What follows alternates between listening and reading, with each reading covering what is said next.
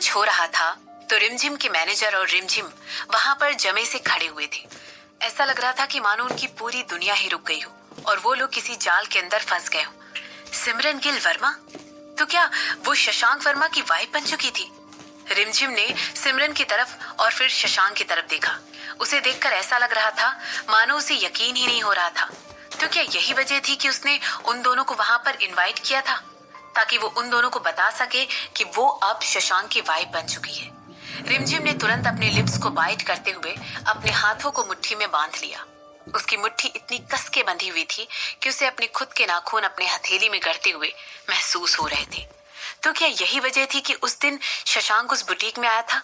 वहां पर जरूर सिमरन को पेसिफाई करने के लिए आया था, जो रिमझिम की वजह से उस दिन इतना ज्यादा गुस्से में आ गई थी। इस इवेंट में रिमझिम कोई इकलौती औरत नहीं थी जो इतना ज्यादा डिसअपॉइंट हुई थी। वहां पर मौजूद ऑलमोस्ट सारी औरतें ही शशांक की शादी की खबर सुनकर डिसअपॉइंट हो गई थी। वहां पर ऐसी बहुत सारी एक्ट्रेस और मॉडल थी जिन्होंने इस इवेंट को सिर्फ और सिर्फ इसलिए अटेंड किया था ताकि वो इस सीन को अपने सामने होते हुए देख सके जो इस समय उनकी आंखों में चुभ रहा था। उनसे शशांक की शादी की खबर मानो बर्दाश्त ही नहीं हो रही थी। बिल्कुल शशांक की तरह ही सिमरन ने भी कई आदमियों के दिल तोड़ दिए थे। उनमें से कुछ तो स्पेसिफिकली उस इवेंट में आने के लिए इसीलिए राजी हुए थे क्योंकि उन्हें कहीं ना कहीं ये आशा थी कि उन्हें सिमरन को अपनी आंखों से इतनी पास से देखने का मौका मिलेगा। क्या ये एक बिजनेस मैरिज नहीं है? जब उसे कोई ऐसा मिल जाएगा जिसे वो वाकई में पसंद करती होगी, देख लेना, मुझे यकीन है वो इस आदमी को छोड़ देगी। एक नाटा आदमी जिसके कंधे बहुत चौड़े थे, उसने फुसफुसाते हुए कहा, सुनो, अपनी आवाज धीरे रखो, हमें यहाँ पर देखा जा रहा है, हम पर सबकी नजरें हैं। मैं नहीं चाहता हूँ कि तुम हमारे लिए कोई मुसीबत खड़ी कर दो। एक लंबे से आदमी ने, जो बिल्कुल उसके बगल में खड़ा था, और उसे पॉइंट करते हुए कहा। उसकी आंखों में भी सिमरन के लिए इंटरेस्ट काफी अच्छे तरीके से दिखाई दे रहा था और वो एकटक सिमरन को सीढ़ियां चढ़ते हुए देख रहा था।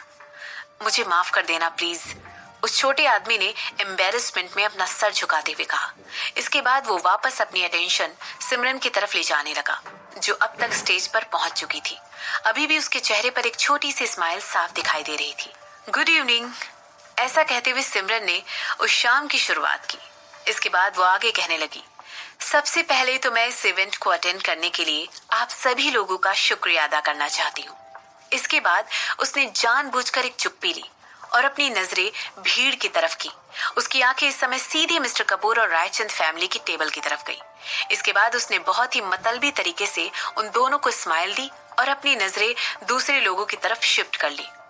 जैसा कि आप लोगों को पहले ही बताया जा चुका कि अब मेरा नाम सिमरन गिल वर्मा हो चुका है और मैं गिल ग्रुप ऑफ इंडस्ट्रीज की सीईओ हूँ। यूरोप में सारे ही बिजनेसमैन मुझे बड़े ही आदर और सम्मान की नजरों से देखते हैं, मगर ये आदर और सम्मान ना तो मेरे खून में है और ना ही मेरे बिहेवियर में। ये मेरे अंदर बिजनेस वर्ल्ड में क्रूरता से पेश आने पर आया है। ये टफ बनने से आया है। पहले मैं इतने अच्छे डिसीजंस नहीं ले पाती थी। मैं बहुत ज्यादा जिद्दी और कट्टर थी। मैं एक औरत हूँ और बिजनेस वर्ल्ड में औरतों को बहुत ही मामूली समझा जाता है, मगर इस बात ने मुझे कभी भी डराने की कोशिश नहीं की, क्योंकि मैंने जो कुछ भी सीखा वो बेस्ट से सीखा। मैंने ये सब कुछ अपनी नानी मिसेस नीलिमा गिल से सीखा। जैसे ही सिमरन ने ये सब कहा, एक जोरदार तालियों की गड़गड़ाहट उस पूरे हॉल में गूंज उठी और सिमरन फिर से एक चुप्पी लेने लगी और सबकी तरफ देखने लगी। इस समय भी उसके चेहरे पर वही पुरानी स्माइल प्लास्टर की हुई थी।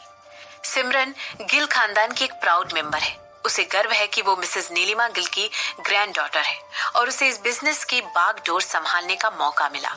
इसके बाद पता नहीं किस वजह से उसकी आंखें अचानक ही शशांक की तरफ चली गई। उसका हस्बैंड भी वहां खड़े होकर उसके लिए तालियां बजा रहा था। उसका सर फक्र से ऊंचा था और उसके चेहरे पर भी वही स्माइल थी, लेकिन इस समय उसकी गर्व से भरी हुई नजरों को भला कोई कैसे मिस कर सकता था। सिमरन ने तुरंत अपना ध्यान दूसरे मेहमानों की तरफ लगाया।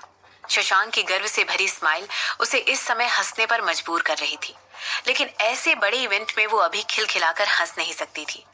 गिल ग्रुप ऑफ इंडस्ट्रीज का स्टेटस जो इस समय है, वो किसी आसमान से उतरी हुई किसी थाली की तरह नहीं था जो आसानी से परोस दिया गया हो। मेरी नानी ने इसे कहीं से उठाकर मेरे हाथों में यूं ही नहीं दे दिया था। उन्होंने दिन रात मेहनत करके इस एम्पायर को खड़ा किया था और गिल ग्रुप ऑफ इंडस्ट्रीज को यूरोप की एक बेहतरीन और प्रोमिनेंट कंपनी में से एक बनाया था। और इसके बाद मैंने कड़ी मेहनत से इसे आज वो बनाया है जिसे आप सब अपने सामने देख पा रहे हैं। अपनी बात को कंटिन्यू करते हुए सिमरन ने कहा, ये सब कुछ एक रात में ही नहीं हो गया था।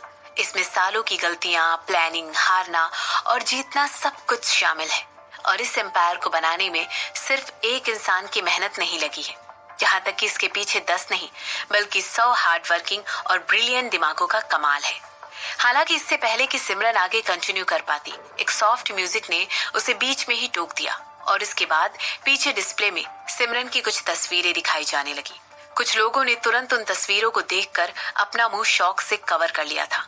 कुछ लोगों के चेहरे लाल हो गए थे और वहीं कुछ बिजनेसमैन अपनी आईब्रो हिलाने लगे थे।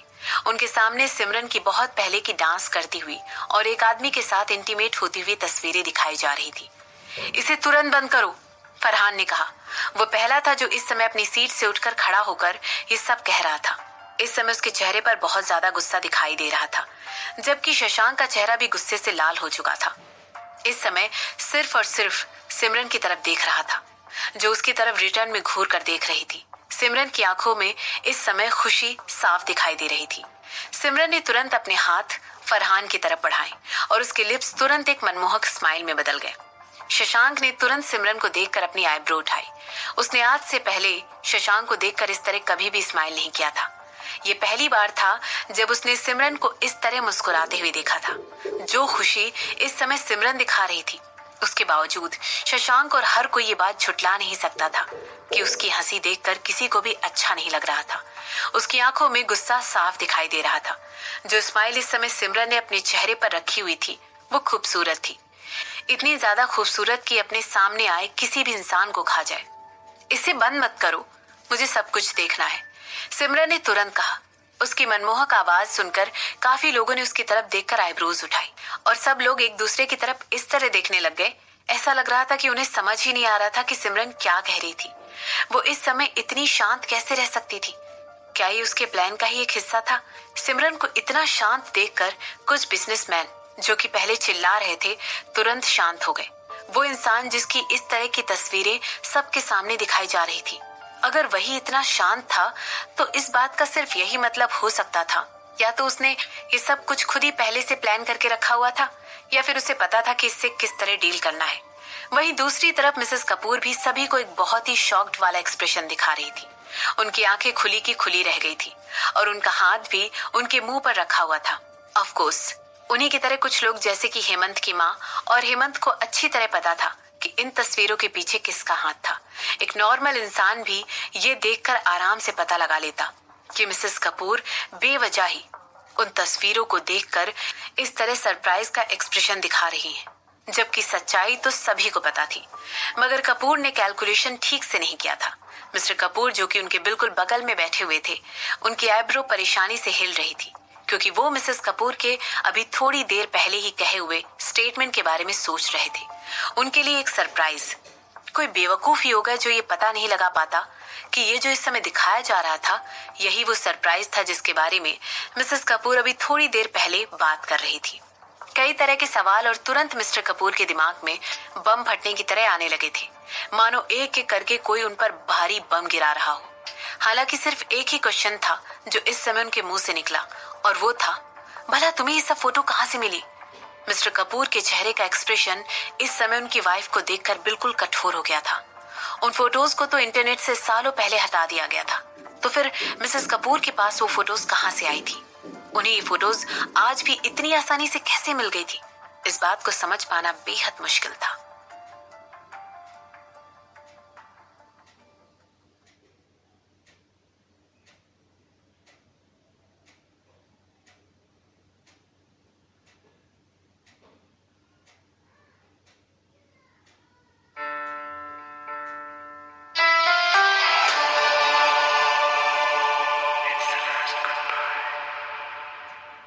मिसेस कपूर मिस्टर कपूर की तरफ देखकर घूरने लगी।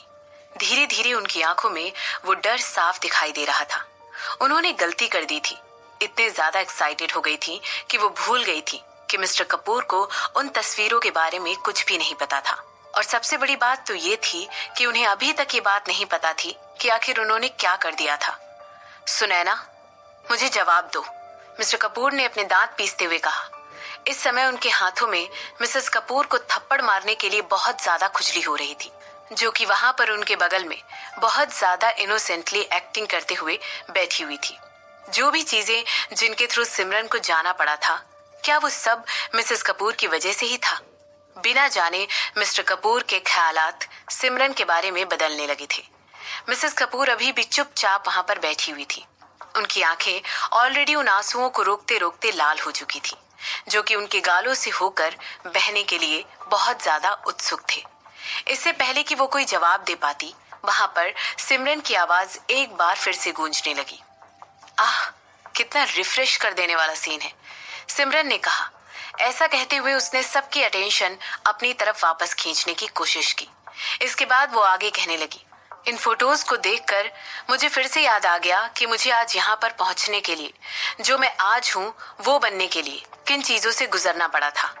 इसके बाद वो अपनी नजरें घुमाकर पूरी भीड़ की तरफ देखने लगी और फाइनली फिर उसकी नजरें जाकर कपूर और रायचंद फैमिली की टेबल पर टिक गई। इस बार सिमरन उन्हें एक मीनिंगफुल स्माइल दे रही थी। मैं बड़ी ही कमजोर हुई थी, सिमरन ने एक यूजुअल कैजुअल टोन में कहा। इसके बाद वो आगे कहने लगी, मैं अपने खुद के घर में एक आउटकास्ट थी। मुझे अपने खुद के स्कूल में बुली किया जाता था। मैंने एक बार नहीं, 2 बार नहीं, बल्कि 6 बार सुसाइड करने की कोशिश की थी। और मेरे हाथों पर आपको ऐसे कई गहरे दाग भी मिल जाएंगे जो इस बात का सबूत है। ऐसा कहकर वो ठहाका मारकर हंसने लगी। उसकी इस हरकत से वहां पर जो सीरियस एटमॉस्फेयर बन गया था और जो हैवी टॉपिक वो इस समय डिस्कस कर रही थी, उसकी वजह से सबके चेहरे बहुत ज्यादा सीरियस हो गए थे। इसीलिए उनने माहौल को थोड़ी लाइट करने की कोशिश की। इसके बाद वो आगे कहने लगी, 7 साल पहले मैंने कुछ ऐसा कर दिया था जिसकी वजह से मेरी खुद की फैमिली ने मुझे धक्के मारकर घर से बाहर निकाल दिया था। मेरे खुद के फ्रेंड्स ने मुझे छोड़ दिया था, यहाँ तक कि उन्होंने मेरी गुजरी हुई माँ को भी नहीं बख्शा और मेरे साथ उन्हें भी घर से बाहर निकाल दिया था। मगर उस एक्सपीरियंस ने ही मुझे एक ऐसे इंसान बना दिया जिससे बहुत सारे बिजनेसमैन आज डरने लगे हैं। 7 साल पहले मैं कुछ भी नहीं थी और आज 7 साल बाद मैं यहाँ आप सबके सामने खड़ी हूँ। जो कुछ भी मैंने इन 7 सालों में हासिल किया है, मैं उससे जरा भी शर्मिंदा नहीं हूँ। सिमरन ने धीरे से अपना माइक्रोफोन निकाला, जो कि इस समय माइक के स्टैंड में लगा हुआ था, और इसके बाद उसने कुछ कदम आगे बढ़ाए और नीचे सबकी तरफ देखने लगी। इसके बाद वो आगे कहने लगी, मैं वो जो कुछ साल पहले इंटरनेट शेमिंग का शिकार हुई थी। गिल ग्रुप ऑफ इंडस्ट्रीज और मैं साथ में मिलकर बहुत सारे फेमिनिस्ट ग्रुप के साथ काम करते हैं, जो कि क्वालिटी और फीमेल एम्पावरमेंट के लिए काम करते हैं। हम लोग इस बात में विश्वास रखते हैं कि अतीत में की गई एक गलती या कोई भी ऐसे हालात एक इंसान को डिफाइन करने के लिए काफी नहीं होते हैं। और इसी वजह से आज मैं आप सबके सामने अपनी 2 नई चैरिटी अनाउंस करने वाली हूँ, जिन्हें मैं आगे जाकर सपोर्ट करने वाली हूँ। वो दोनों ही उन औरतों के लिए और उन बच्चों के लिए हैं जिन्हें कभी ना कभी जिंदगी में अब्यूज किया गया हो। यहाँ तक कि हम लोग वर्मा इंडस्ट्रीज के साथ भी कोलैबोरेट करने वाले हैं और उन्हीं के साथ मिलकर उन लोगों की मदद करने वाले हैं जो डिप्रेशन या किसी और मेंटल इलनेस से गुजर रहे हैं। आज से गिल ग्रुप ऑफ इंडस्ट्रीज की प्रेजेंस उदयपुर में और ज्यादा बढ़ने वाली है और आज ही वो दिन है जब हम अपने बिजनेस को और कई नई जगहों पर बढ़ाने वाले हैं। यूरोप में अपना कई दशकों से लोहा मनवाने के बाद हम लोगों ने फाइनली डिसाइड किया कि हम अपने ऑपरेशंस को 3 और नई जगहों पर एक्सपेंड करेंगे और गिल ग्रुप ऑफ इंडस्ट्रीज ने 3 और नई सब्सिडरीज को ऐड करेंगे और यहाँ तक कि गिल ग्रुप ऑफ इंडस्ट्रीज का नया हेड ऑफिस अब उदयपुर में होगा। हमारा गोल हमेशा से ही ग्लोबल बनने का था। हम हमेशा से ही कोशिश कर रहे थे कि ज्यादा से ज्यादा कंट्रीज में अपने बिजनेस को एक एक्सपेंड कर सके। कोई भी छोटा मोटा सदमा हमें रोक नहीं सकता है और ना ही कोई ऐसी फोटो हमें रोकने का दम रखती है जिसे 7 साल पहले किसी को शर्मिंदा करने के लिए लिया गया हो। और मैं और मेरी कंपनी दोनों ही ग्रोथ करेंगे और आगे बढ़ेंगे। हम और ज्यादा ग्रो करेंगे और ये पूरी दुनिया से मेरा प्रॉमिस है। जैसे ही सिमरन ने अपनी बात खत्म की, उस जगह पर सन्नाटा पसर गया और फिर ऑडियंस में ऐसे ही किसी ने खड़े होकर उसके लिए तालियां बजाना शुरू कर दी। उसे देखकर वहां बैठे सब लोग उसे फॉलो करते हुए तालियां बजाने लगे। कुछ सेकंड में उस पूरे हॉल में तालियों की गड़गड़ाहट सुनाई देने लगी और लोग अपना सर हिलाकर सिमरन को अप्रूवल देने लगे। जैसे कि वो उसकी बात से बिल्कुल राजी हो। ये बात बिल्कुल सही थी कि किसी ने जानबूझकर उन फोटोज को आज रिवील करने के लिए प्लान किया हुआ था। हालांकि सिमरन ने पैनिक होने के कोई भी साइन नहीं दिखाए थे। वो बस वहां पर खड़ी हुई थी और सब लोगों को देख रही थी। उसके चेहरे पर अभी भी उसकी वही पुरानी स्माइल साफ दिखाई दे रही थी। ऐसा लग रहा था मानो ये सब कुछ उसी के प्लान का हिस्सा था, ताकि वो अपनी कंपनी को प्रमोट कर सके और साथ ही साथ सबके जरिए अपने लिए सिंपैथी गेन कर सके। और ये बात सही भी थी। सिमरन ने उन लोगों से कभी भी उस पर दया करने के लिए नहीं कहा था। यहाँ तक कि उसने किसी को उसे जज करने के लिए भी नहीं कहा था, बल्कि उसने तो ये बात सबके सामने कही थी कि वो अपने जैसे ही लोगों को सपोर्ट करेगी, उन लोगों को सपोर्ट करेगी जिन्हें कभी शर्मिंदगी से गुजरना पड़ा हो। ऐसा लग रहा था मानो वो उन तस्वीरों को देखने की यूज्ड टू हो गई थी और देखते ही देखते ये तस्वीरें ही उसके आगे बढ़ने का जरिया बन गई और उसकी कंपनी को और ज्यादा अच्छे मकसद के लिए आगे बढ़ाने में मदद करने लगी। अपने चेहरे पर वही पुरानी स्माइल लिए सिमरन स्टेज के सेंटर में जाकर खड़ी हो गई। वहां पर एक बहुत बड़ा सा पिलर रखा हुआ था। उसके ऊपर एक रेड कलर का बटन लगा हुआ था। उसने सब लोगों की तरफ देखा और वेट किया कि लोग ताली बजाना बंद करें। इसके बाद एक बार फिर सारी लाइट्स को डिम कर दिया गया।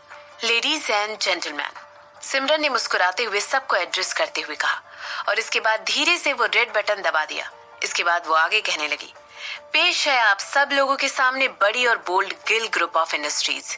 जैसे ही उस रेड बटन से वो लेनिन का कपड़ा नीचे उतरा, बीच में रखा हुआ वो बिग सर्कल धीरे से नीचे जाने लगा और एक खूबसूरत एलईडी ग्लोब सामने उभर कर आया। उस ग्लोब का एक कलरफुल मैप था जिसमें गिल ग्रुप ऑफ इंडस्ट्रीज की ब्रांचेस और सब्सिडरीज को बहुत ही क्लियरली दर्शाया गया था। वो सब बड़ी खूबसूरती से हाईलाइट करके दिखाई गई थी। उनमें से ज्यादातर वेस्ट की तरफ ही थी। हालांकि इस बार 3 छोटे dot Gill group of industries की आने वाली जगहों पर भी मार्क किए गए हुए थे। जब मिसेस कपूर ये सब देख रही थी तब उनके अंदर एक अलग ही इमोशंस का सैलाब आ गया था। उन्होंने एक्सपेक्ट किया था कि सिमरन को एम्बेरस्ड किया जाएगा और ये प्रोग्राम तुरंत वहीं का वहीं खत्म हो जाएगा। उन्होंने सोचा था कि सिमरन ये सब देखकर बेहोश हो जाएगी या फिर वो ये जगह गुस्से में छोड़कर चली जाएगी। लेकिन जैसा कि उन्होंने एक्सपेक्ट किया था, उनमें से कुछ भी सच होकर सामने नहीं आया। उनके सारे प्लान्स पर पानी फिर चुका था। यहाँ तक कि सिमरन ने तो सिचुएशन अपने फेवर में बदल ली थी। मिसेस कपूर वहां पर बैठकर हर उस बिजनेसमैन की तरफ देख रही थी जो सिमरन को देखकर उसकी तारीफ करते हुए अपना सर हिला रहा था और वहां बैठकर सभी सिमरन के कहे हुए शब्दों की तारीफ कर रहे थे। वो खुद को कन्विंस करना चाहती थी कि वो स्पीच बहुत ही बेहतरीन तरीके से स्क्रिप्ट करके लिखी गई थी और सिमरन ने ये सब कुछ बहुत पहले से ही प्लान करके रखा था। लेकिन भला वो ये सब कैसे कर सकती थी? मिसेस कपूर को तो अपने आदमियों पर बहुत ज्यादा विश्वास था क्योंकि वो लोग ये सब गंदे काम करने में बहुत ज्यादा माहिर थे। तो सिमरन का कोई चांस ही नहीं था कि उसे ये सब कुछ पहले से पता चल जाता। तो क्या सिमरन वाकई में इतनी महान थी? क्या वो वाकई में इतनी स्किल्ड थी कि उसमें तुरंत ही ये सब कुछ मेकअप कर लिया था? सिर्फ मिसेस कपूर ही नहीं बल्कि वो आप उस टेबल पर बैठा हर कोई सिमरन के सेक्शन को देखकर स्पीचलेस हो गया था। अगर ये सब कुछ उनके साथ हुआ होता तो वो लोग वहां से पीआर टीम को ये कहकर कि वो लोग इस स्कैंडल को दबा दे, उस जगह से तुरंत निकल जाते और इसके बाद वो बहुत ही बेहतरीन तरीके से कोशिश करते कि उन्हें पता चल जाए कि किसने ये सब किया था और इसके बाद उससे बदला लेते। लेकिन सिमरन, वो तो बिल्कुल अलग थी। हेमंत की माँ ने भी अपनी आंखें छोटी करके उस ग्रुप की तरफ देखा जो अभी भी हाईलाइट हो रहा था। उसमें गिल ग्रुप ऑफ इंडस्ट्रीज के बाकी एरियाज ऑफ इंटरेस्ट भी थे, बेहतरीन तरीके से हाईलाइट करके दिखाए जा रहे थे। वो और मिसेस कपूर दोनों ही आज रात फेल हो चुके थे। उन्होंने ऑलरेडी एक्सेप्ट कर लिया था कि सिमरन बहुत ही शातिर दुश्मन है। लेकिन ये तो कुछ ऐसा था जो कि उन्होंने अपनी आंखों से देखने के बावजूद भी कभी एक्सपेक्ट नहीं किया था। महान सिमरन गिल वर्मा किसी भी काम को अंजाम देने में बहुत ही अनकन्वेंशनल थी और जो तरीके सब लोग अपनाते थे वो उन तरीकों को अपनाने में विश्वास नहीं रखती थी।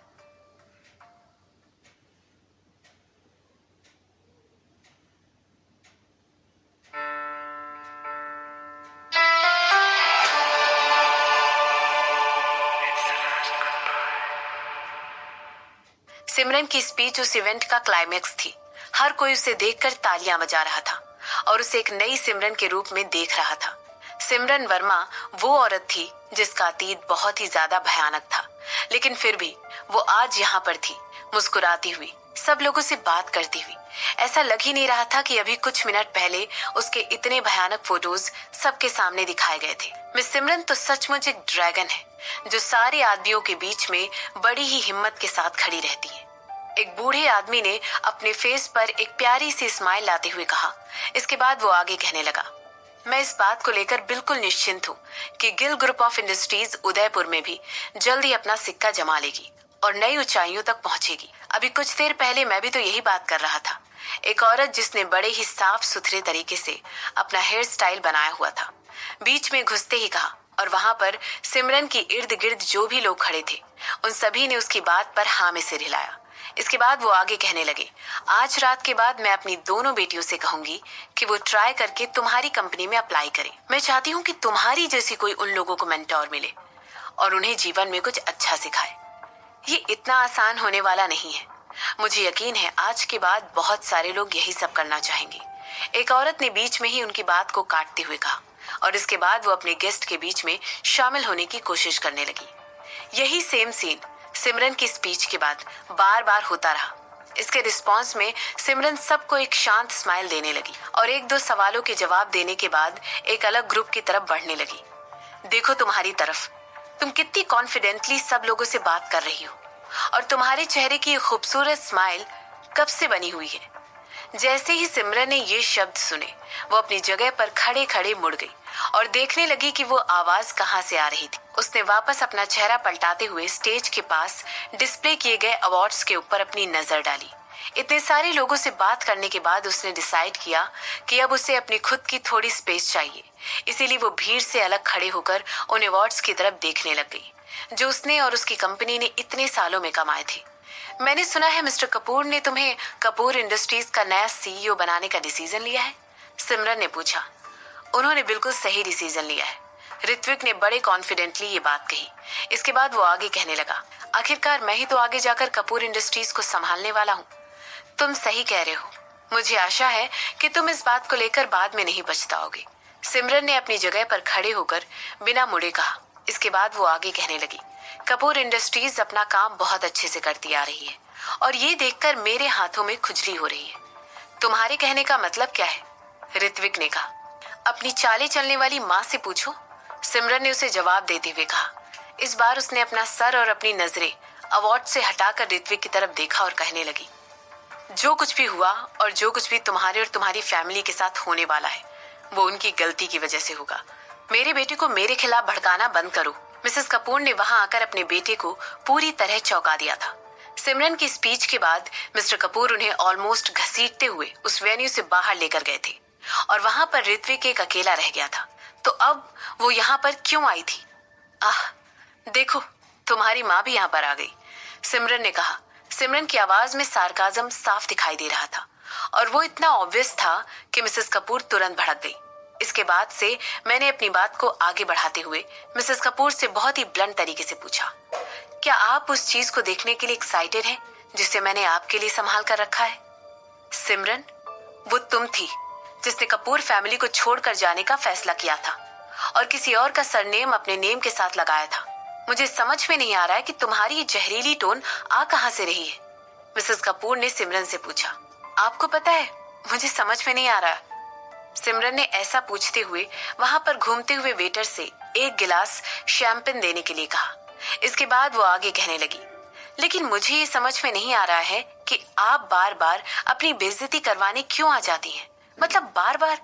मेरे कहने का मतलब ये है कि अगर आपको मरना ही है तो आप अपनी फैमिली को बिना अपने साथ इस मैटर में घसीटे अपने आप को खुद मार भी तो सकती हैं।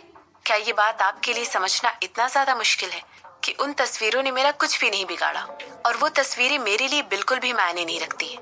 ये तुम क्या बकवास कर रही हो, मिसेस कपूर ने सिमरन से पूछा। मिसेस कपूर, ऐसा कहते हुए सिमरन ने उस शैंपेन का गिलास अपने हाथों में पकड़ा और अपनी आंखें ऋत्विक से हटाकर मिसेस कपूर की तरफ कर ली और फिर आगे कहने लगी, आज रात आपको पता चल जाएगा कि आपने किस इंसान को प्रोवोक किया है। मैंने तुम्हें प्रोवोक नहीं किया है, मिसेस कपूर ने तुरंत खुद को डिफेंड करते हुए कहा और ऐसा कहते हुए उन्होंने तुरंत अपने बेटे का हाथ पकड़ लिया। उनकी आंखों में डर साफ दिखाई दे रहा था। ऐसा लग रहा था कि वो अपने बेटे को उनका हाथ पकड़ने के लिए खुद ही प्रॉम्प्ट कर रही थी। ऐसा लग रहा था मानो वो इशारा कर रही थी कि वो उन्हें सिमरन से प्रोटेक्ट करने के लिए प्रिटेंड करे। उन दोनों को अपने सामने देखकर सिमरन को तुरंत हंसी आ गई। उसने तुरंत अपना सिर हिलाया और अपना अटेंशन वापस से अवार्ड्स की तरफ कर लिया। सिमरन ने ऑलरेडी कपूर फैमिली के लिए अपने प्लान्स बनाकर रखे हुए थे।